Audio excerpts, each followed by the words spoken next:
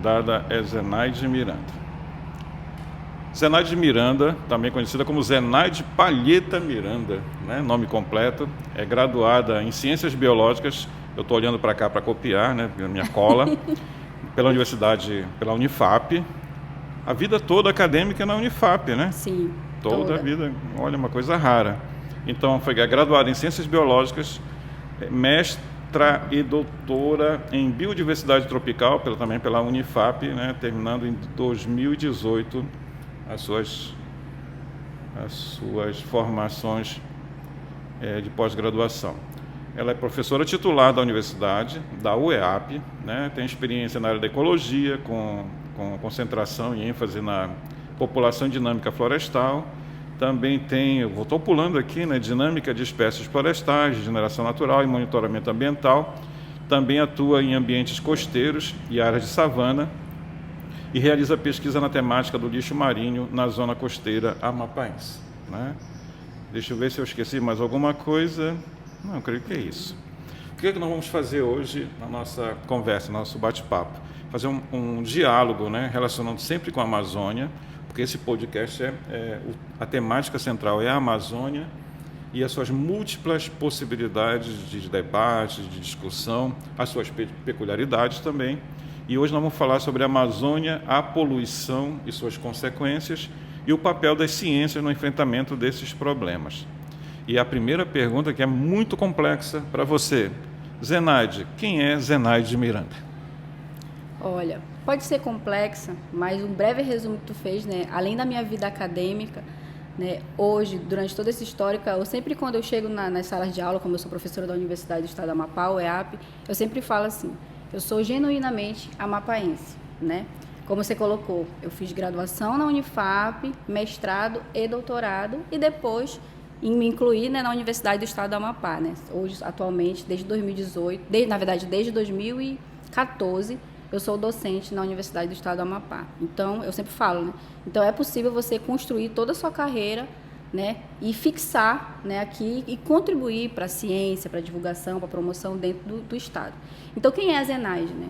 Então, a Zenaide, ela é professora, né, da universidade, como eu já falei, pesquisadora, mãe, né, eu também sou mãe, tenho uma família, uma filha de 9 aninhos, e nesse enredo amazônico, eu comecei a me inserir na vida da pesquisa e, consequentemente, fui para a da educação, sempre trabalhando em florestas de várzea, né? Trabalhei muito tempo em áreas alagadas, nas florestas de várzea, e hoje, atualmente, o meu outro nicho também está no meio, né, no ambiente costeiro, que também é um ambiente o quê? Alagado, né?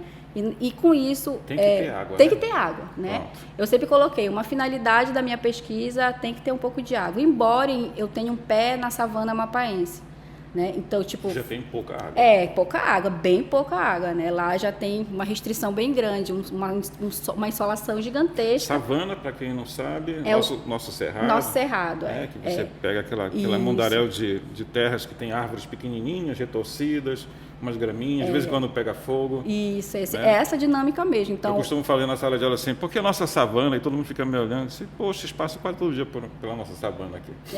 Todo dia eles passam. Eu sempre dou o exemplo também, como você colocou, né, no nosso perímetro, né, lá a área do Exército, né? Sim. Então pega fogo lá na área de Lagoa da Ressaca, que tá, né? Então, eu sempre coloco. Então, um pouco, né, hoje a minha estabilidade, ela se encontra, né, como docente e professora, e na relação de docência e professora, eu continuo num ambiente alagado, embora dei uma fuga, né, para a savana, mas a minha prioridade ainda continua sendo os ambientes alagados, as zonas costeiras. Muito bacana. Eu tenho interesse, assim, no cerrado, né, eu tenho interesse muito particular por conta das plantas medicinais. Sim. Né, de algumas espécies, principalmente a Urateia, né, que é o barbatimão daqui, e também a sucuúba e matantes, né? Então tem uma indicação já. Tem 2 alunos meus que trabalharam o TCC, né, com a Uratia, né, as 2 espécies que você falou, justamente porque na savana, uma das linhas de pesquisa que a gente coloca lá dentro da universidade, especificamente, é entender como, né, onde elas estão, onde essas espécies florestais estão, porque assim como elas são comercializadas, nós temos que entender, né, onde elas estão estabelecidas, que é a produção, né? Como é que eu vou acessar, saber onde elas estão, né, se eu não tenho conhecimento da ecologia, né, da ocorrência delas.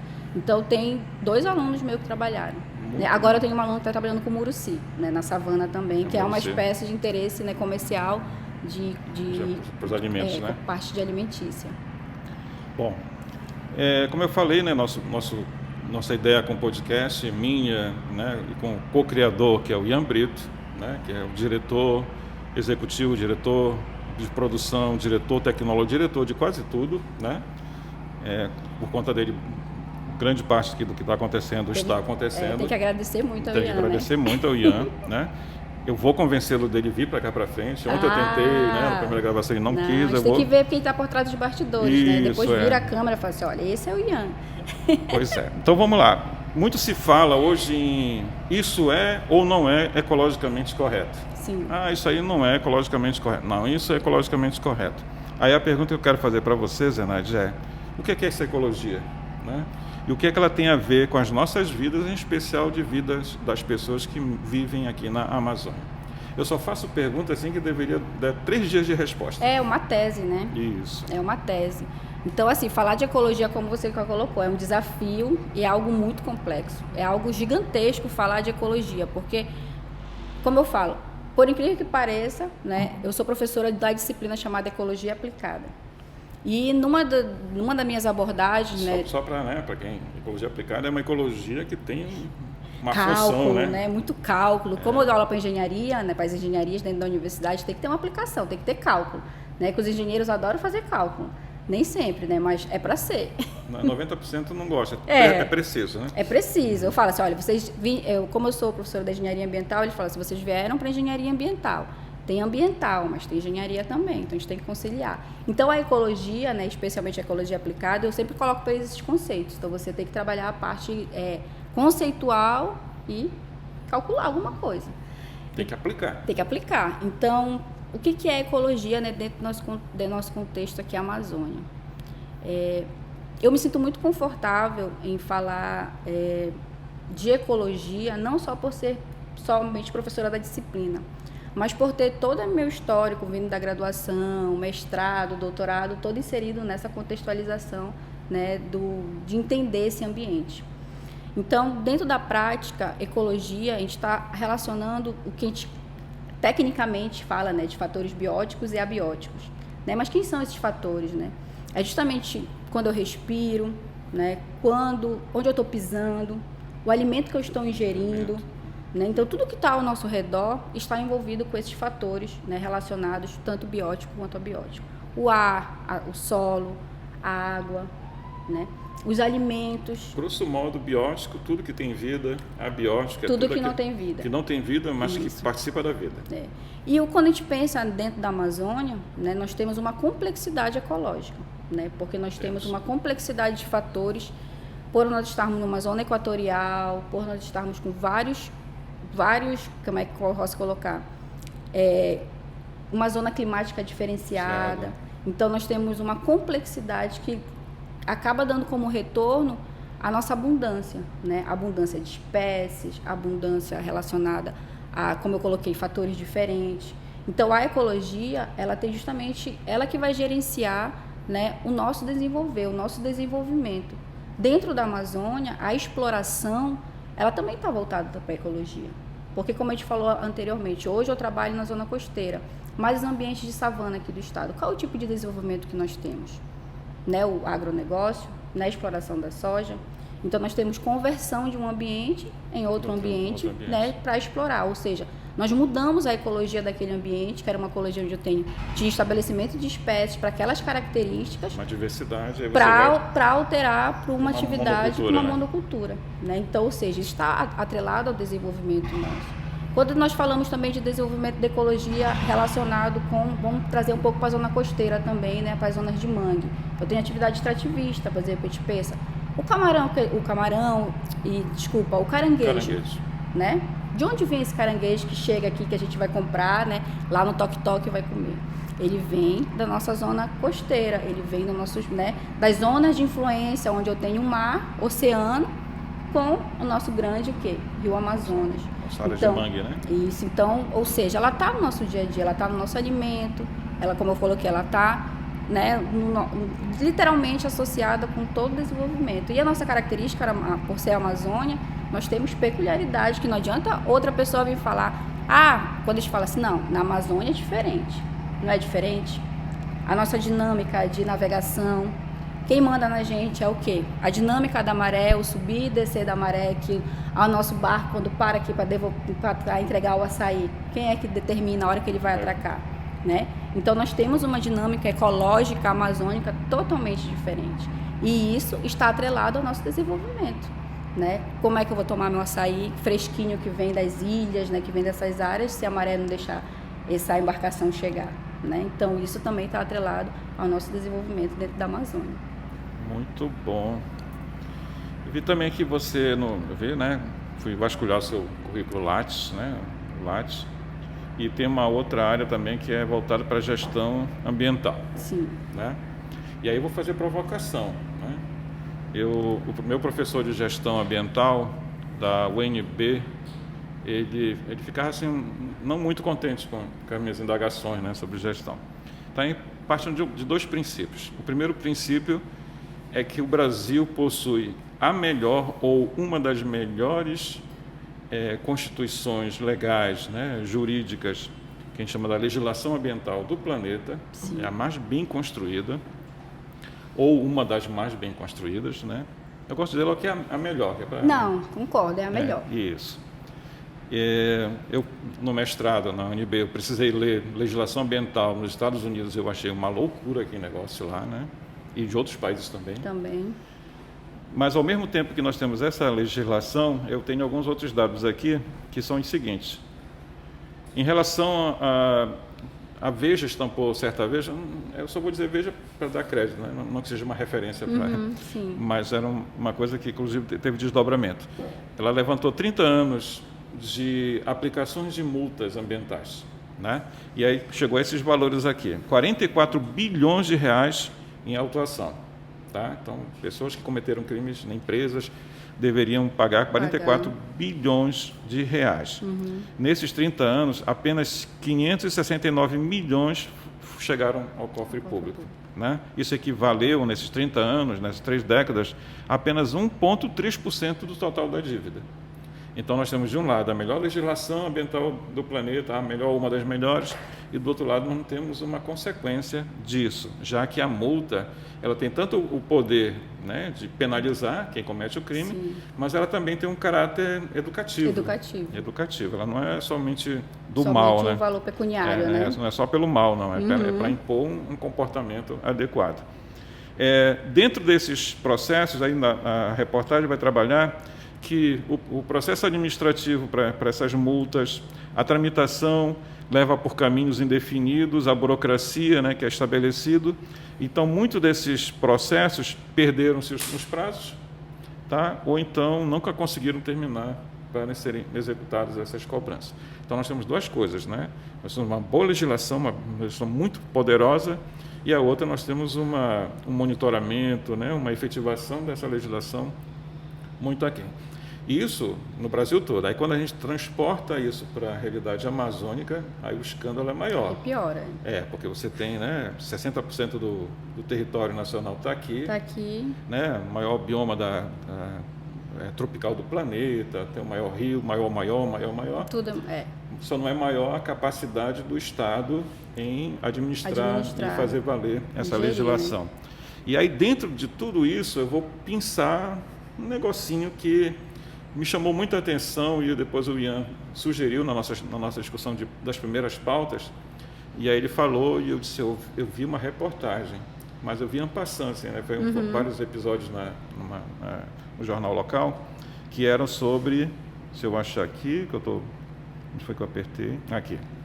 O fenômeno dos ninhos azuis, tá? E aí eu vou dizer rapidamente o que é a utilização de certos pássaros para a confecção dos seus ninhos, que antes pegavam o gravetinho, né, a palha da disponível. Isso, né, vegetação, e agora incluíram na confecção dos ninhos fibras sintéticas. Sim. Né? Eu vou grosso modo chamar de plástico. Isso. E aí me chamou a atenção também o fato de serem azuis. E aí quem vai explicar isso para a gente é você. Certo. Quando a gente fala, né, da gestão ambiental, uma palavra muito boa que você usou, Augusto, foi o fato de você colocar, ela é a melhor, mas a efetividade dela, né? Quanto ela é efetiva, quanto realmente ela é executável. Então, esse é um ponto, né, que nós temos a ponderar quando nós falamos da melhor legislação e a sua ponderação, né, a sua efetividade, na verdade. E quando a gente fala do fenômeno Ninhos Azuis que você abordou, o que aconteceu? Hoje nós temos disponível no ambiente, né, plástico, muito plástico, né? A sociedade, ela passou por um processo de mudança onde a facilidade, né, a agilidade do uso do material substitui os bens duráveis.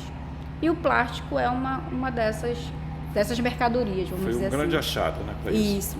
Então, com essa mudança, né, tecnológica, o mundo acelerado, o plástico foi substituindo muita coisa. E hoje ele também está começando a fazer parte do ecossistema, né? Então, ele é um material disponível também no ambiente.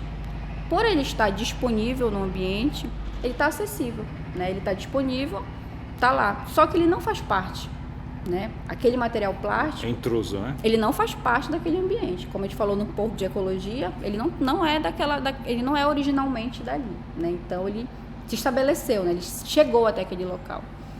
E essa matéria que saiu sobre os ninhos azuis, ela relatou justamente isso. Aves, né, pássaros, estarem usando como material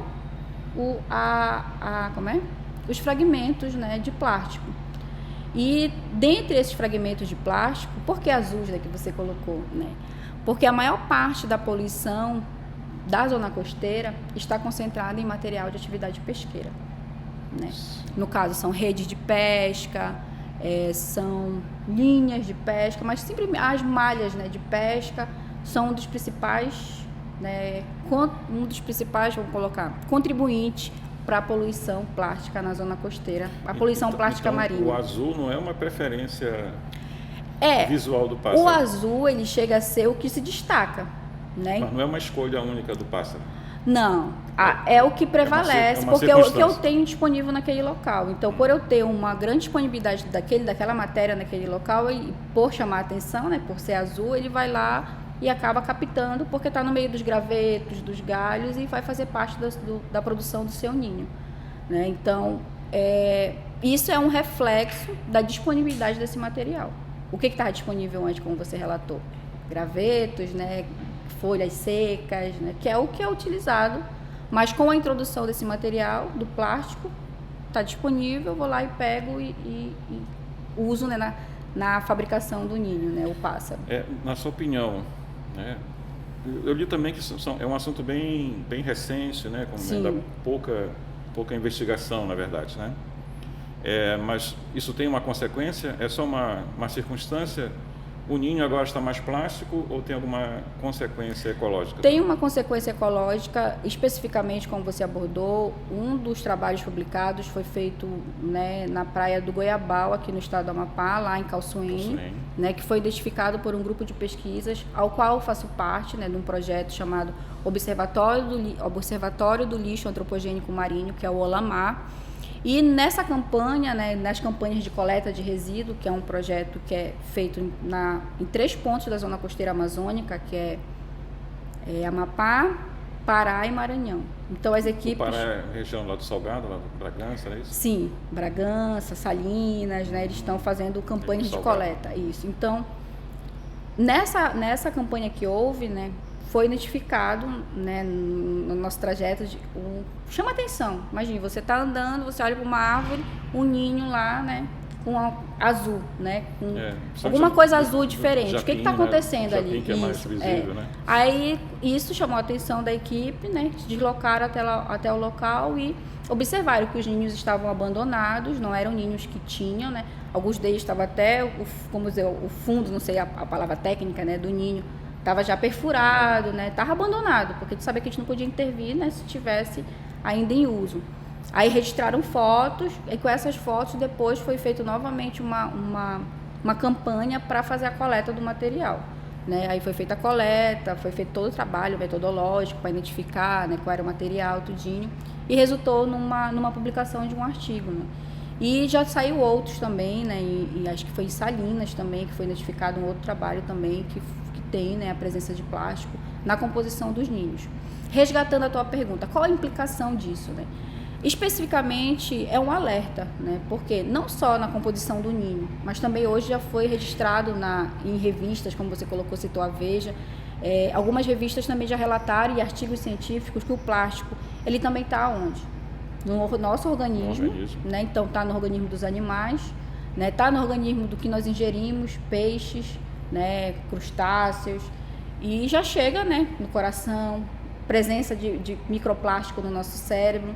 Então, não é somente implicações quando a gente fala, né, dentro do ambiente, lá quando coloca o meio ambiente, né, eu não faço parte desse ambiente, né, faço, porque eu também eu vou ingerir esse material que já está contaminado.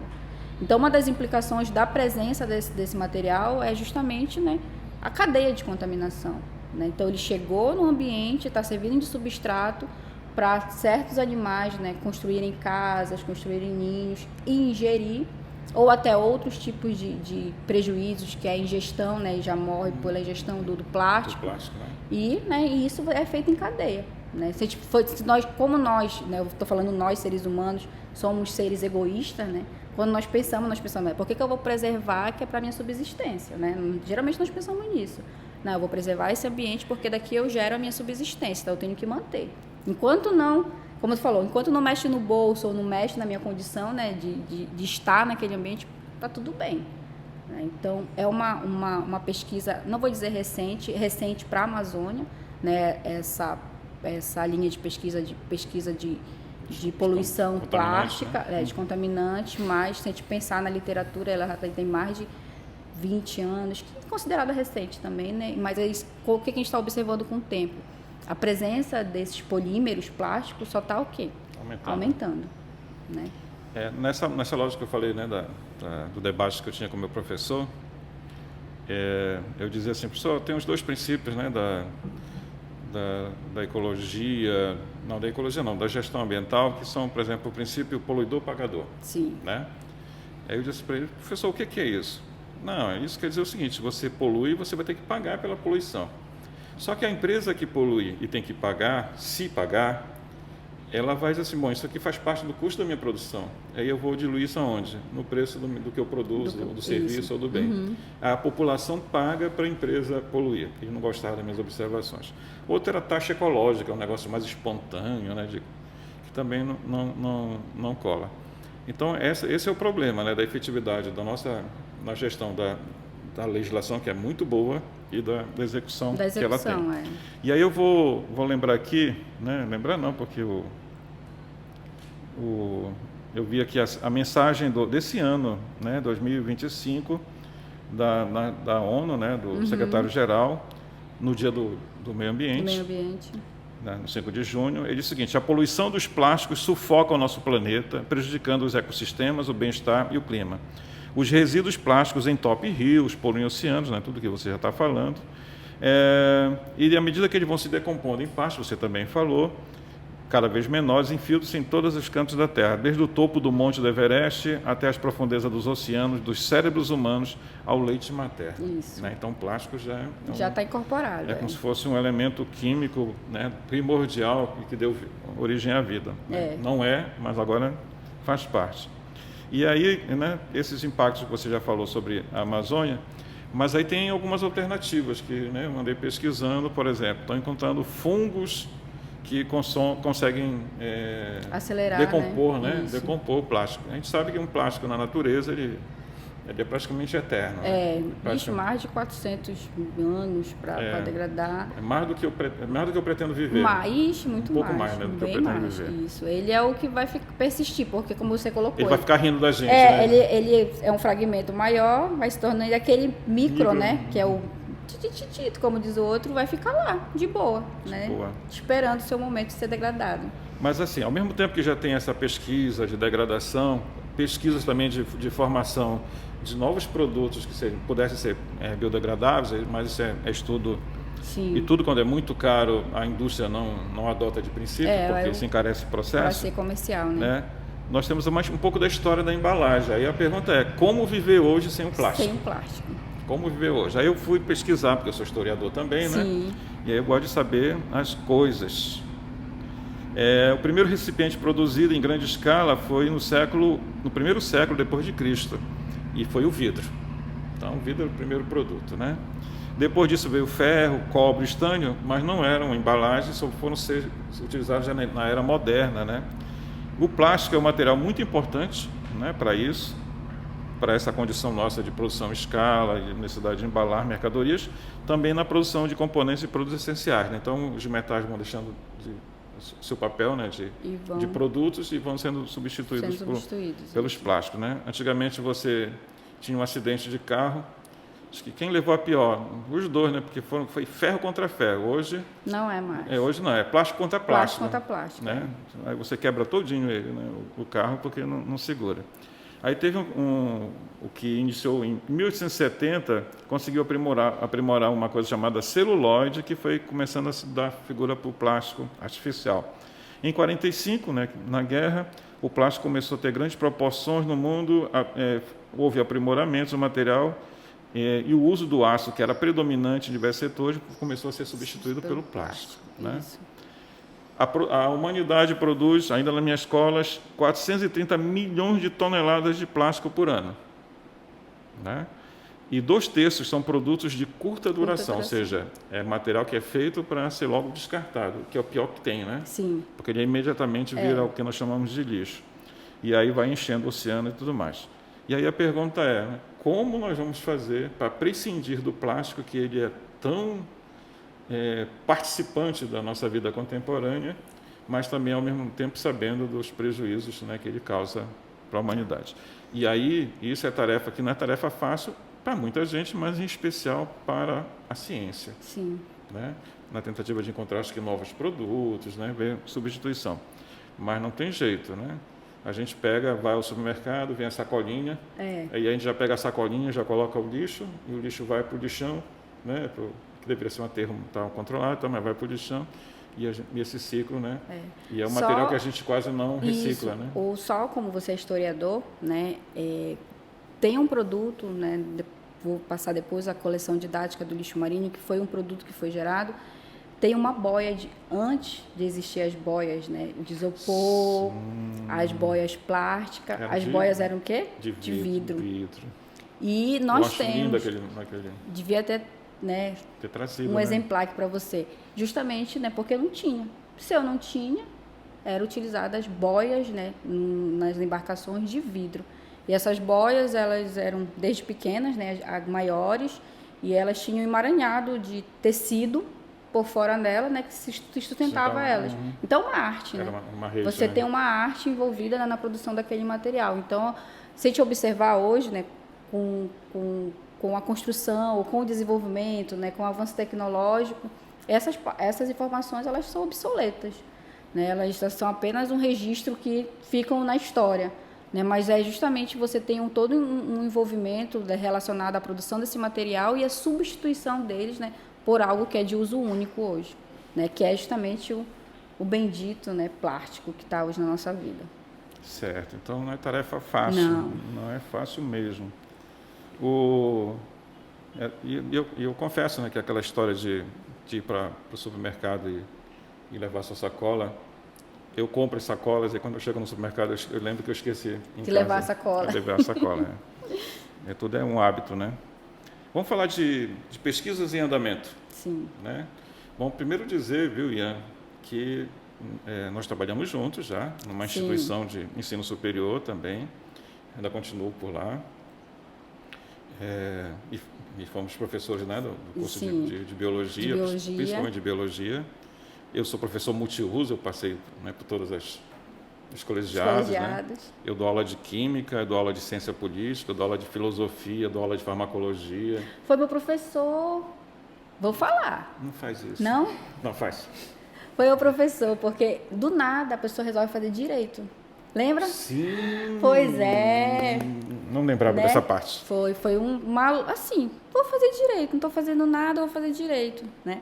Na época eu estava, né, como professora também, né, e fui, mas aí não me identifiquei, né? Eu cursei 5 semestres, metade do curso, né? Metade do curso. Aí eu falei, não é o que eu quero. Vou voltar para a minha biologia da vida mesmo, que é o que eu amo, Pois né? E continuo. Tentei. Eu lembrei agora. Aí, nesse momento, eu tive a oportunidade de você ser meu professor. Tá, ótimo. Muito bom, bem lembrado.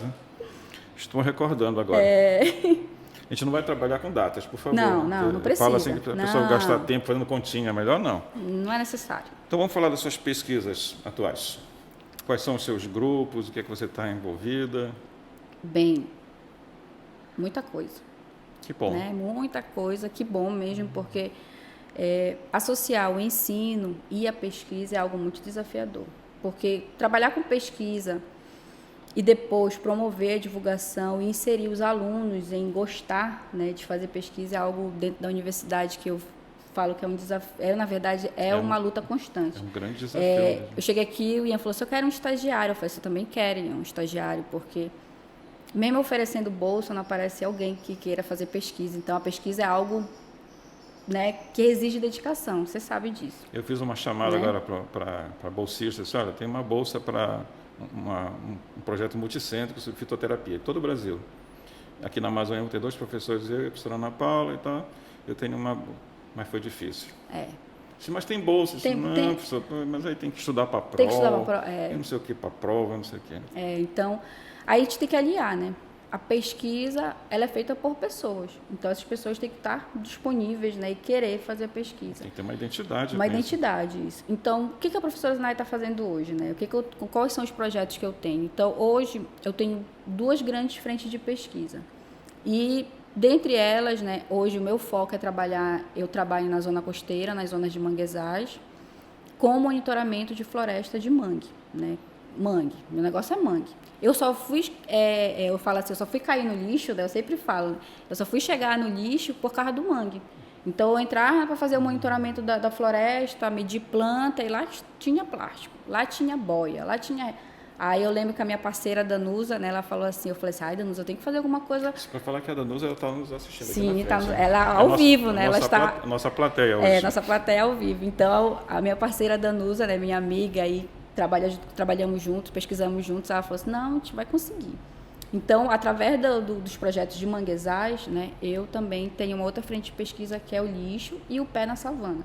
Então, hoje, quais são os projetos que eu estou envolvida, né? O que falta para ir para terra firme, floresta? Eu já tive muito convite para trabalhar na terra firme, mas eu não me sinto confortável. Como tu falou, tem que ter água. Tem que ter um pouquinho né? d'água. Tem que ter um pouquinho d'água. Então, essa relação de ecologia, quais são as influências da água, da inundação, na dinâmica da floresta, é algo fascinante.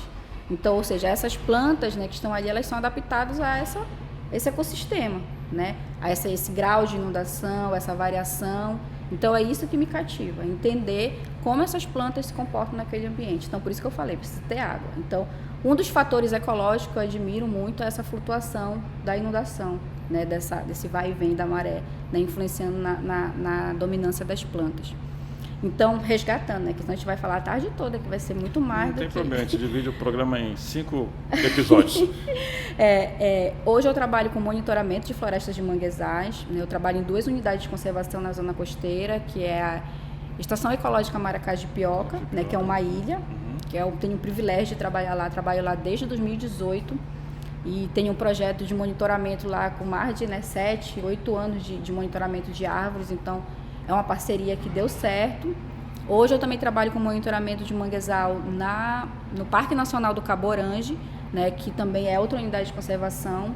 Então, eu tive também o privilégio de estender o programa de monitoramento até lá por convite, né, do próprio ICMBio, dos gestores das 2 unidades. E aliado a isso, né, estou também trabalhando com a parte da contaminação plástica na zona costeira, né. O meu primeiro projeto foi executado em Maracás de Pioca, né, com alguns alunos envolvendo atividade de coleta de plástico, quantificação, conseguimos gerar TCC. Estamos tentando, né, trazer para ser um artigo também, que é algo que não é fácil, né, transformar um TCC num artigo. Depois progredimos para Calçoene, né? Foi onde eu tive a oportunidade de conhecer o Ian também, né? Em Calçoene, no projeto do Observatório do Lixo Antropogênico Marinho, que eu falei antes. E são as duas grandes pesquisas que eu estou, né? Então, por estar envolvida com a zona costeira, né, acabou chegando até mim também outros projetos, né, que são voltados para a zona costeira. Você sabe, hoje a nossa zona costeira está em destaque, né? Tá, muito. Muito em destaque. Então, em decorrência desse chamamento para a zona costeira, eu continuo atuando, né? Minha grande área de atuação continua sendo a zona costeira com dinâmica de floresta de manguezal. Nessa pesquisa tem algum diálogo com a questão do óleo? Ou ainda não? Tem. Tem já?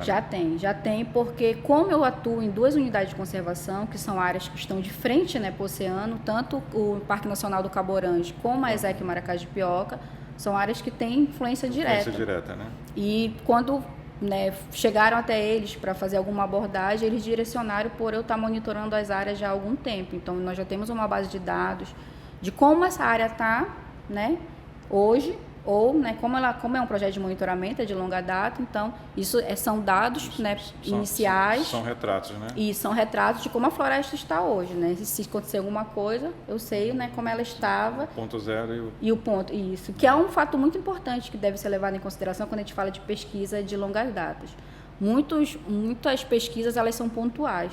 Né? E aquela área depois ela é meio que abandonada. A gente tem que pensar que o monitoramento ele não vai dar base. A série histórica, né? Isso, a série histórica, né? Como estava, qual é o ponto zero, né? E entender como é que aquela floresta estabeleceu pela própria dinâmica do ambiente, né? Não só por fatores antrópicos como você citou, mas também por fatores naturais, que a floresta ela se modifica por fatores naturais. Uma dinâmica também, né? Então isso, hoje, por exemplo, eu estou muito mais focada na zona costeira, né?